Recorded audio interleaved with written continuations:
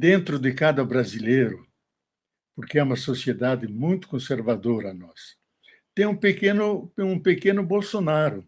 Já analistas que analisaram Hitler e a Alemanha, que é uma sociedade altamente instruída, eu mesmo estudei lá há tantos anos, altamente conscientizada, cheio de cientistas e sábios e grandes literatos, pôde escolher, elegeu Hitler, como os italianos elegeram Mussolini, cheio de mentiras e fake news. No Brasil, é a mesma estratégia. Então, há dentro de cada ser humano aquilo que os antropólogos dizem, a dimensão sapiente e a dimensão demente, a dimensão de luz, a dimensão de trevas. E isso convive. E quando dizem que o brasileiro é cordial, como foi chamado pelo grande antropólogo, o pai do Chico Buarque, disse que o Brasil é cordial, ele faz uma nota embaixo. Cordial não significa que é gentil, e que ele é sentimental, porque do coração vem a bondade, vem a gentileza, mas vem também o ódio, a vingança. E o brasileiro é as duas coisas. Então, isso está escondido dentro de nossa cultura. Nós temos algumas sombras terríveis, a sombra do colonialismo, do etnocídio indígena, da escravidão, da dominação da Casa Grande, que está hoje na cabeça dos grandes empresários. Como Gilberto Freire dizia, a Casa Grande não é só uma instituição histórica, é uma estrutura mental que está na grande oligarquia brasileira, que são da Casa Grande, e que consideram os trabalhadores, os que estão lá embaixo, como gente da senzala, que os desprezam. Não só dizem devemos colocá-lo à margem. Gessé Souza mostrou muito bem isso.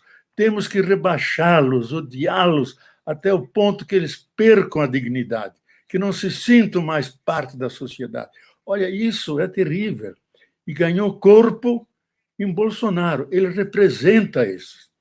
E por isso ele tem uma base de gente que vive dessa dimensão sombria da história brasileira e que nós temos que enfrentar com a verdade, na crença que a verdade tem uma força em si mesma, que a mentira sempre se desmascara a si mesma, que se hoje estivesse aqui Sócrates, ele não precisava tomar cicuta, bastava ele ver o fake news e ia se suicidar de vergonha, porque toda a vida dele foi buscar a verdade nos seus diálogos, a verdade do amor, a verdade da justiça, a verdade de mil coisas nos seus diálogos platônicos, que são belíssimos, sempre buscando a verdade.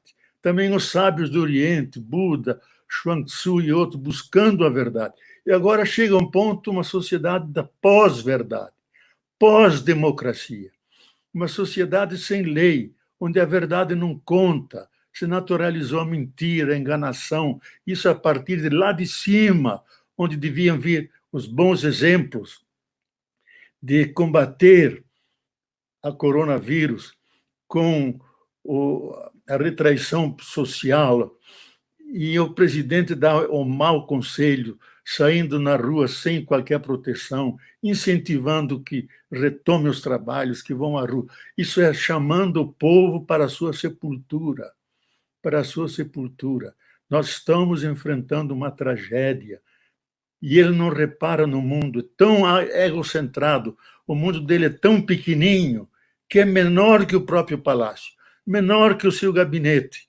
Não vê o que todo mundo faz, porque é a primeira vez da humanidade e que estamos unidos no sofrimento, unidos na busca para enfrentar o inimigo invisível, que no meu modo de ver,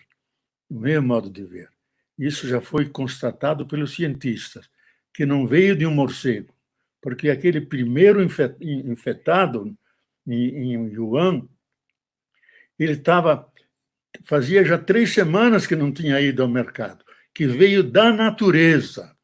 Na minha interpretação, de séculos que nós ofendemos a natureza, agredimos a Mãe Terra, e ela foi aguentando, até um ponto que ela não aguentava mais. Mandou o aquecimento global, mandou os eventos extremos, nevascas, secas, mandou vários vírus que nós conseguimos enfrentar, e agora mandou o coronavírus. É um contra-ataque da Terra, da Mãe Terra, que é viva, que é chamado Gaia. Isso é um termo da ciência hoje, não é mais uma hipótese científica, é um dado de ciência, que é um superorganismo vivo, que se autorregula, que sente as agressões que fazemos, e está se defendendo. Então, no meu modo de ver, a nossa resposta tem que ser pela ciência, pela técnica, mas não basta. Tem que ser uma nova relação com a natureza, uma relação de amizade, da terra, uma relação de cuidado, de amor, não simplesmente terra que a gente pode comprar, vender, mas mãe terra, como a ONU definiu isso no dia 22 de abril de 2009, eu estava lá presente, define a terra a partir de agora como mãe terra. E mãe a gente sempre ama, cuida, e esses atributos, atribuí-los à nossa mãe terra. Se nós fizermos isso, ela vai se contentar, vai ser verdadeiramente mãe, não vai mandar vírus para nós, porque nós fomos amorosos com ela, cuidamos dela. Esse é o nosso desafio. Então, nós não podemos voltar ao antes. Seria a maior desgraça voltar à situação de antes, com um capitalismo feroz, que só conhece a competição, a exploração ilimitada da natureza e das pessoas, com tal que 1 só por cento da humanidade possui mais riqueza do que mais da metade da humanidade. Significa desigualdade, injustiça social. Teologicamente, significa um pecado contra o Criador e contra os filhos e filhas desse Criador. Então, nós temos que tirar as lições e voltar para uma nova relação com a natureza, com a terra, na direção de uma biocivilização.